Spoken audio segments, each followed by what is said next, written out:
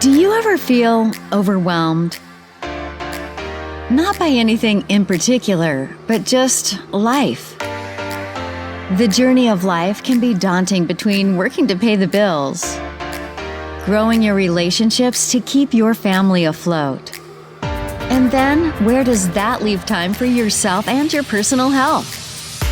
Welcome to the I Killed My Own Killer book series and podcast, where we are all about juggling and managing all of your responsibilities to be by your side in growing through it all. This brand is here to help you achieve your goals, whether they are personal and emotional goals you set for yourself, business goals you want to hit in your career, or physical and nutritional goals you want to accomplish to be a healthier version of yourself. Whatever your goals are, stay tuned for tips and tricks to make accomplishing them easier for you. Each episode will help you significantly improve in one aspect of your life or another. Hey, welcome to the I Killed My Own Killer book series and podcast, where we're all about personal growth. And most episodes are normally happy, uplifting, motivating. And today will kind of be encouraging, but we are going to talk about something real. What took Twitch, okay? I know it's 2023. Happy New Year. And as most of you know, at the end of 2022, the beloved Twitch father, husband, co-host with Ellen, dancer, the happy-go-lucky Twitch, he killed himself. Suicide is something most media outlets, schools, anybody on the street, nobody talks about this issue like it needs to be talked about, because mental health is real. Just as much as we go to the gym and work on our physical health, we should be working on our mental health and talking about our emotions and how we feel. Men especially carry the burden of, not even the burden, but just the responsibility of being the provider for the family. Like, that in itself can carry a lot of weight, because men think that they have to carry that alone. And sometimes they don't want to talk to their wives about those kind of stresses, because wives have so much to deal with the kids and food and groceries and keeping the household in order. But no matter if you are a husband, no matter if you're a wife, our loads are heavy. We were not meant to do life alone, and we were not meant to carry these loads. Bible says that we should lay all of these burdens down at his feet, and that's where we find peace, and it's so true. I'm going to be giving you on this podcast 3 ways that we can implement that in our daily life, because we have to. Because look at what happened with Twitch. I mean, it happened years ago too with my girl Kate Spade. I loved her. She committed suicide. There's so many celebrities that we can think of that killed themselves and that committed suicide. And for your average person, you would say that person's got it made. They are living their best life. But for them to kill themselves shows it's actually the complete opposite. And sometimes whenever our emotions are just so high and we keep our thoughts captive to ourselves and there's no outlet, that we do the unthinkable. Whether it's suicide, harming yourself, lashing out on somebody else, we just have to have a better way to process our emotions and handle the mental loads that we are carrying. And in this podcast, I'm going to talk to you about the mental stress levels that we're at in today's world versus what they used to be back in the day, because of so many technological changes that we have in this world. And this is what you are going to get as a viewer. If you stick around to the end, I'm going to give you a secret free invite to a community of people dealing with the same things you're dealing with, who are going to come together at least once a week to hop on a call and talk about these things through the source of a book club that lays it all out for us, that has a journal in there where we can document our own personal stuff and share it if we want to, or keep it to ourselves. But as long as we're letting it out instead of keeping it to ourselves, that in itself helps your mental load so much. So here are the 3 truths to why Twitch took his life, people commit suicide daily, and how we can stop the suicide rates from increasing. Number 1, you never know what somebody else is dealing with. Right after Twitch's death, Justin Timberlake tweeted his smile whenever he walked in a room, that Twitch would just light up. So it's hard to fathom that somebody of that caliber, somebody that carries that much outward beauty, was feeling so empty on the inside and would do such a thing. So that's why point number one, you never know what somebody else is dealing with, is so true. We never know what's behind somebody's smile, if their face is a cover up for what they're truly feeling.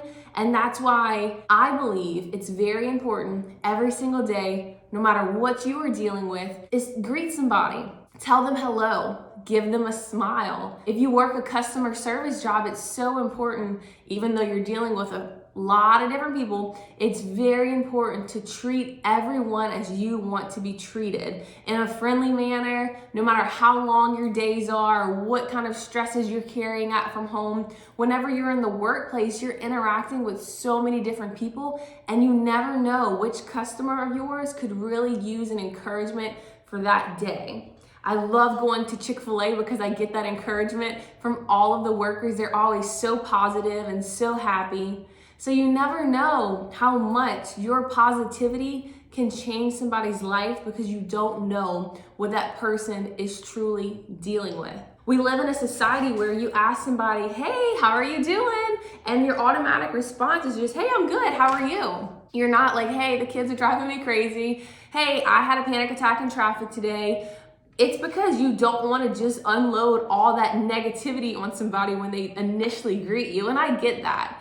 But if we truly have solid relationships, and if we truly are there for one another, it should be okay to talk about the real. Whenever I'm texting girlfriends of mine and I'm like, hey, how are you? I'm asking how they're doing, how their husband's doing, how their marriage is doing, how their kids are doing, and not as a recipient that wants to hear all the gossip and all the stresses that they're dealing with, but so I can know, hey sis, how can I pray for you? Because what you're going through right now is what I went through last week, and it's what I'm gonna go through in the future. So I truly wanna know, how are you? And whenever I go home to visit family, I'm very, very, very intentional about checking in on my family to see how they're truly doing, because I don't want a surface level smile and you're really dealing with something. I want to know what's really going on in your life so I can pray for you, uplift you, in any kind of way, help you get through what you are going through. So if you can learn anything from today's podcast, know that you never know what somebody else is going through. Twitch was the perfect example of this. I'm sure you've never seen a happier person on television. Twitch was that happy face that exuded light whenever he danced and spoke and just walked into a room, like Justin Timberlake said. So to have him take his own life is really an eye-opener that we never know what anybody else is dealing with. I have a huge example of that, and it's hard for me to talk about because this happened in high school. I've healed from it, I've grown from it, and this situation with Twitch really made me remember this situation in high school. I was in the 11th grade, and there was the kicker of our football team. And if you know anything about Patterson High School in Louisiana, who dat? We are the football nation. Football was very important to us in high school, as I'm sure it was for a lot of you back in your high school days. But our kicker, his name was Max. He was the sweetest person you could interact with. He wasn't the most exciting and outgoing. He was very shy and to himself, and he knew how to kick a football, but he was not outgoing. He was not a part of the popular crowd. But whenever I interacted with him, I treated him just like I did anybody else. I worked at Sonic, and he loved to come get a chicken strip dinner with a Dr. Pepper. And whenever I would bring him his food, it was a normal interaction with him. And then we became good friends. We exchanged numbers, and we would text every now and then. But it was definitely surface level text. It wasn't like, hey, can I come over? Or hey, what you doing this weekend? It was like, hey, how are you? How was school? I hope you have a great day at work. I hope you have a good football practice. Very surface level things that he and I would talk about back and forth. Well, one night, it was about 11 p.m., he texted me, hey, would you like to go for a walk? Because we lived in the same neighborhood. Now, this is 11 p.m., it's way past my bedtime. We've got school the next day. There's a football game the next day. I'm pretty tired. It's 11 p.m. and I'm a girl. So my mind automatically just went to the worst. Like, why would I go walk in the streets late at night with another boy? So I turned that walk down without even thinking about it, questioning it, or asking him why. And the next day, I got to school and I walked in Patterson High School with my dance outfit on, ready to have an amazing day because it was Pep Rally Friday, like we had a football game, only to have my emotions shot down by friends running up to me asking, am I okay? Did I hear what happened? And I was oblivious. And still, when I think about this moment, it's all a blur because it was such a real moment. And I remember one of the girls told me that Max shot himself. And after that, it really became a blur because I was like, no, like I was just texting this guy 7 hours ago. How did he shoot himself? What happened? So from that moment, we walked into the principal's office and I don't even remember all of that. I'm pretty sure I blacked out. What I do remember is a really good guy friend of mine, Hawk. He was like, look, you can't drive in the state that you're in, so let me drive you home. It was about 9 a.m. I get home and I'm processing everything. How did our star football kicker, Max, shoot himself? Why would he shoot himself? What was he thinking? And as I was looking out the window of my mom's house, I just could envision myself walking with him that night, just thinking like, what if I would have texted back, yeah, let's go on a walk. I could have been that, I like to think I could have been that saving grace to him. But after counseling, prayer, I realized when somebody's in that mental state, it's very hard to be that saving grace that they need. Twitch even had a beautiful wife. So you think that you can be that saving grace, but in my opinion now, God is the only savior that can save any of us, especially when we're stuck in those mental ruts. And I know that because whenever Max shot himself, I was going through a lot of depression at the time. My dad died when I was younger, then my mom got sick, so I basically raised myself, and I had a very, very, very, very, very, very bad habit of cutting, where I wouldn't necessarily do it to harm myself to the point where I wanted to kill myself, but it was the pain. So whenever I would cut, thank you God for like removing all these scars, but whenever I would cut, it was just to give myself pain to not think about whatever it was that I was dealing with at home that I couldn't stand emotionally or mentally. Whenever the stress levels got too high for me emotionally and mentally, I would cut to feel a physical pain. So I did that at the same time Max killed himself. And that lesson, looking back years later, really showed me that you can't necessarily help or change the mind of a person who's going through that kind of thing, but you can pray for them. And that's point number 2 is I'm very intentional about praying for my mom friends that just had a baby or people that's going through life situations, because you never know what they're dealing with. And as much as you want to say the right words to get them to think differently or to feel differently, it's hard to do that. But you know what's more powerful than your words? Your prayers. And I know that because while I was going through depression and attempted suicide, I had prayer warriors praying for me, aunts who loved me so much that they knew they could not speak every word that they wanted to me because I just wouldn't receive it, but they could pray behind closed doors. So point number 2 is I want you to pray, pray harder than you've ever prayed before for other people, because you can be an intercessor for them. And God can change their emotional state, their mental state so much better than we can. And not only pray for other people, but for yourselves too. It wasn't until I was in college that I finally was delivered from cutting. It was whenever I was going through a bad breakup and I really, really wanted to do it, just like I used to do it in high school, to feel the pain, to not deal with the emotions. I started to transition from going to a Catholic church to a non-denominational church because I felt like my relationship with God was just growing better in a non-denominational atmosphere. I just focused on my relationship with God, not my religion with Him.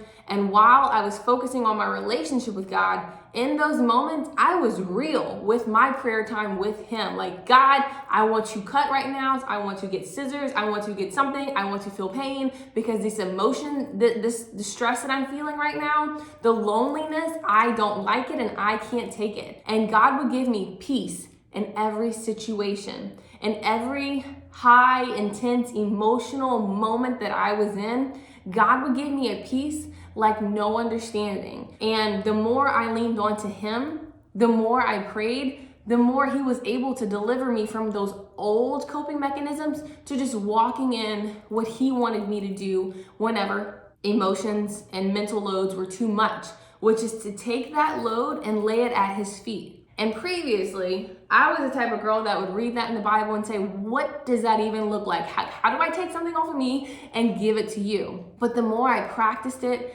and walked with God, the more I realized, okay, it's not necessarily a physical act that I'm doing, it's a spiritual act that I'm doing, where I'm surrendering all of my financial worries, all of my relationship worries, and I'm giving them to God. And it's whenever I gave that to Him that He would give me peace. So that's why point number 2 is you never know how bad somebody needs your prayers to intercede for them.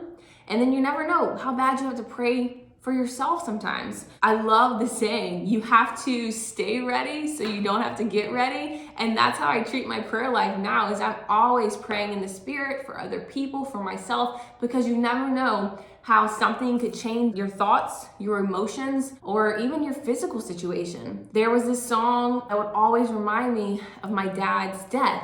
I would get in the car sometimes, having the best day of my life, and then it's thinking of the day when you went away. Okay, if you know that song, and excuse my terrible singing, but that song would bring me to tears whenever I would get in my car after an amazing day. Like, it would just take me back to all those times. So I'm always very intentional about praying now. That way, whenever I hear a song like that, I'm able to say, okay, I feel that. I miss my dad. I love my dad. But I'm going to keep those positive memories that I have of him at the forefront, because I have kids, I have a family, like I have things to look forward to, and my dad is in my heart, but I'm not going to stay stuck on why him and all these spiral emotions and thoughts that could take me down from that one song. So that's why I say you got to stay ready so you don't have to get ready, because songs, smells, people, like you're gonna have different interactions in your life that's gonna remind you of things that could easily take you down a negative mental spiral. So you want to try to stay in the best positive mental state as possible. So if we can recap this podcast from the top: number 1, you never know what someone else is dealing with, and number 2, you never know when you're going to need prayer the most or when somebody else is going to need prayer the most. So let's stay ready together so we don't have to get ready. I don't want to have to play defense or hear horror stories in the news about celebrities and even average people like me and you killing ourselves. Those suicide rates should go down, not up. Number 3, you never know when you will need someone. There is so much power in community, and now we live in a time where we can have community on our cell phones. There's Facebook groups, there's Instagram, there's text messaging threads.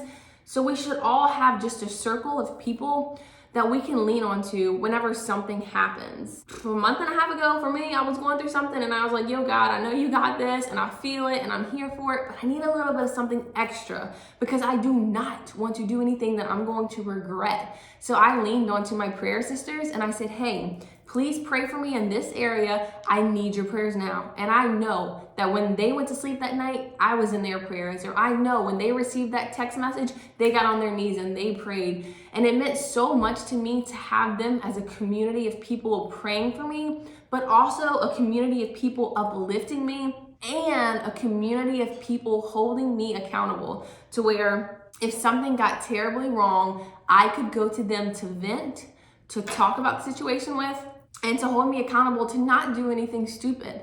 It's whenever we are isolated and we keep those thoughts to ourselves that the devil, he knows that this person is isolated. They're gonna remember and think about every thought that I give them. Like, that's how the enemy plays tricks on us. When you hear people talking about spiritual warfare, most of that war is going on in our heads. Like, it's the thoughts that we are thinking. And if you think biblically, whenever Jesus was tempted by the devil, it was always whenever he was alone. It was never whenever he was with the disciples and the devil showed up to the scene like, what up, disciples, apostles, all you people that are here with Jesus, I'm here to get my boy. No, he got to Jesus when Jesus was alone, and that's what the devil does.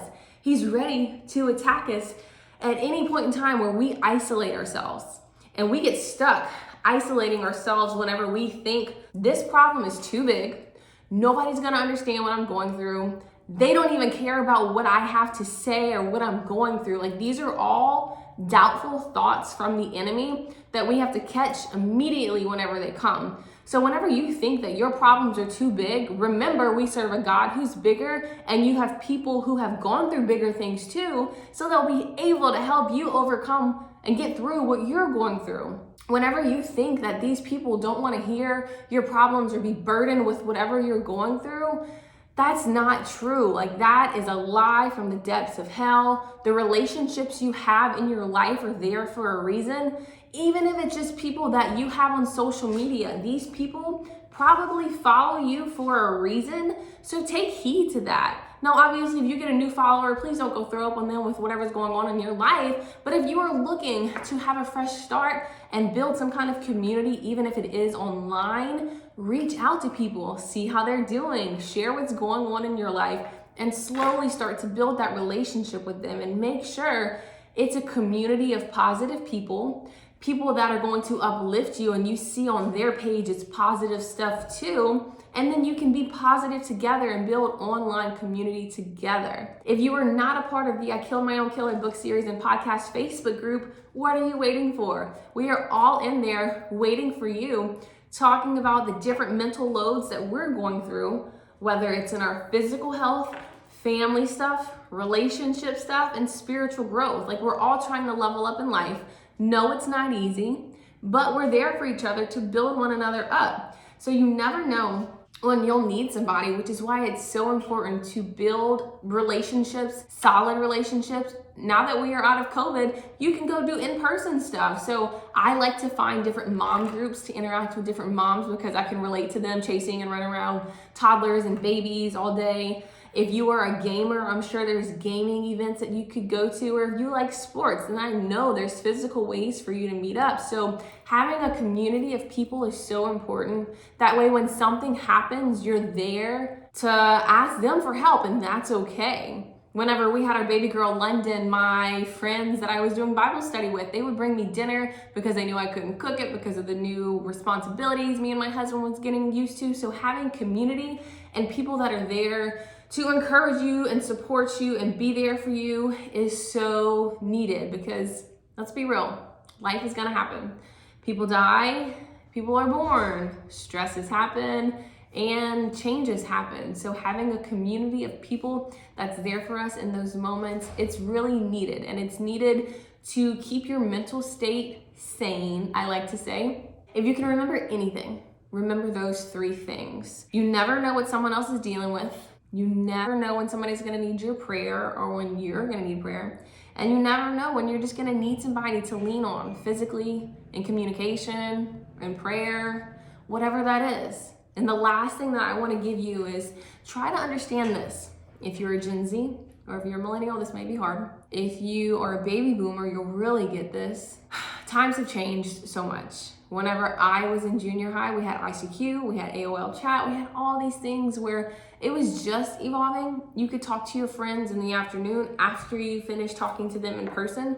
But now our communication is 24/7. We are constantly bombarded with messages, advertising, things that need our attention, notifications, all of the above. Like, all of that is demanding our attention 24 hours a day, not to mention the physical responsibilities we have. Husbands to love on, wives to serve, kids to tend to, our careers, different roles like that. So we have these physical demands, we have these technological demands, then we have our mental demands that we give ourselves, and our emotions are pulling us a certain kind of way too. So we have a lot being thrown at us on a daily basis.